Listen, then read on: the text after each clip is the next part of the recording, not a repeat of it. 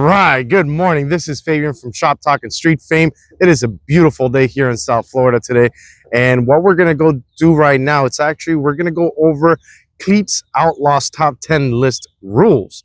These are the rules that I was able to come together, figure it out based on all the videos that I watched last night of all the individual channels that covered the first day of the list race. And they kind of all had different videos all set up all over Scatter, all over YouTube. So I was able to gather up the rules, and this is as far as what we have for this Thursday, the 20th. And if there are any changes to the rules, I will be updating them that day, because that day on Thursday, we are going to be talking to everybody, all the racers, all the organizers, and figuring out the details of the rules, as well as bring you guys full coverage of the second day of the list race and see what we have. All right, guys, so let's break down the rules. Rule number one is already a little bit of a controversial one, because we know Cameron has a Pro Mod truck on the list, and he's sitting on number one spot. But rule number one is no trailers, meaning that you're racing while you're driving. It has to be a street-driven car. You have to drive it to the track, and you got to drive it off the track. So into the property and off the property. There is a little gray area on that, because we already saw on the first day of the list race a little controversy there, because Cameron brought a sort of a Pro Mod truck, and they made it he made it all the way to number one. If I'm not mistaken, he might bring another car on Thursday, so we'll keep on that. But as of now, rule number one is no trailers. You got to drive your car into the property and drive your car outside the property in order to be able to be on the list. Now, rule number two is actually pretty cool. We have a 400 Pro Tree light with a breakout index. Now, the breakout index will be changing every single list race. So that's going to keep all the drivers on their toes, make sure that they're tuning correctly, and they're not just turning the world over inside out to make the fastest pass. They got to make sure they don't break out, and that they beat the person that's next to them within the time frame that they're giving. Last list race, it was a 9:50 breakout. I believe this Thursday is going to be a 9:30, but we'll keep you guys updated on that. But that's the rule number two. It's a 400 Pro Tree light, as well as a breakout index, changed every single race week. Rule number three, I like this one a lot, because it is foot brake only, no trans brakes, no fancy electronics. You're relying solely on your skill, your reaction time, and your machine's raw power. It's about the driver control, how it feels, and how you can put the power down. So it's not just about sitting there, pushing a button and waiting for the light to turn green to let it go. So you're relying on your foot control, how the car feels at the light, and just letting go. You're not going to see those crazy 60-foot times, which is perfect, because we are trying to keep this as fun as possible, as streetable as possible, and as relatable as possible. Not everybody has a trans brake, so they're going off the foot brake. Now listen up, because this next rule is for all the racers that are trying to get on the list. This is very crucial for everybody that's trying to get on the list and stay on the list. If you're on the list and you don't show for a list race, you are dropping 2 spots automatically. No excuses, no exceptions. You got to be there. You got to be ready. You got to be paying the price. If you're not there, you're going to lose 2 spots. That means that if you're number 8, you're off the list. This is about commitment and about showing up and throwing it down. So if you're not there, you will lose up to 2 spots. And if you're on the bottom of that list, you can be kicked off the list. The next rule is to keep out all the Facebook call outs and all the spam call outs.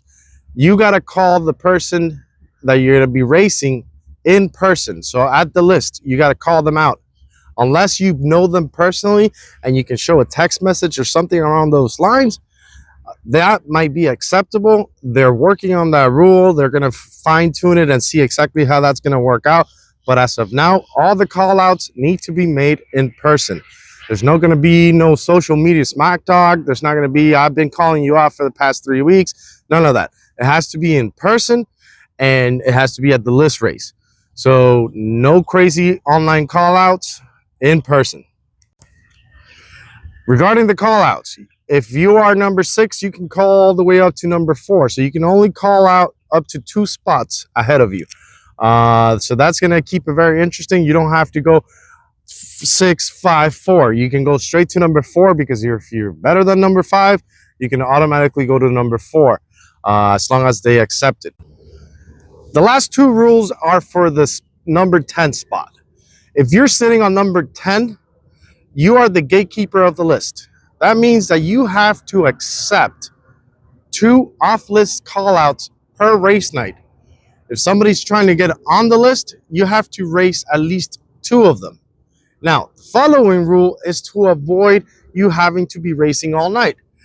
If you want to call out spot number 9 and you're sitting on number 10, you have to defend your spot at least once before you're able to move up the list. Then the next person, whoever loses, then they'll have to defend it to that second call out that's off the list that is trying to get on the list. So if you're number 10, you're the gatekeeper of the list. You have to make sure that you defend the list and then move up the list. If you come down to number 10, you have to defend the list to stay on the list.